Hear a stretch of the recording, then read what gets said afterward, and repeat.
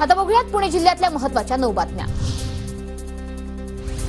कौशल्यावर आधारित प्रमाणपत्र अभ्यासक्रमाचे पुण्यात केंद्र स्थापन होणार।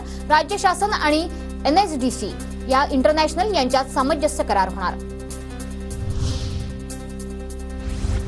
राज्यात झिकाची एकूण रुग्णसंख्या 80 वर। पुणे जिल्ह्यात सर्वाधिक 73 रुग्णांची नोंद। झिकाच्या रुग्णांमध्ये गर्भवती महिलांचं प्रमाण जास्त।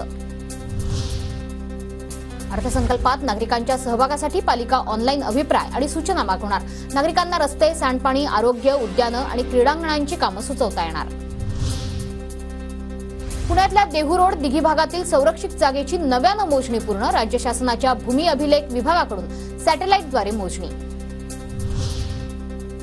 पुणे पालिकेकडून रस्ते दुरुस्तीच्या कामाला सुरुवात। पालिकेकडून विशेष दूरध्वनी सेवा सुरू। रस्त्यात पडलेल्या खड्ड्यांसंदर्भात तक्रार नोंदवण्यात येणार।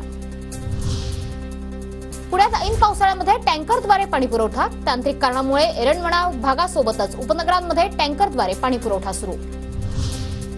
आमदार संग्राम थोपटे यांच्याकडून भोर नगरपालिकेची खातेनिहाय आढावा बैठक। शहरातील विविध समस्यांसह कामांची माहिती घेतली। पुण्यासाठी 21.48 TMC पाणी कोट्याची मागणी केली जाते। महापालिकेकडून जलसंपदा विभागाला पाण्याचं अंदाजपत्रक सादर।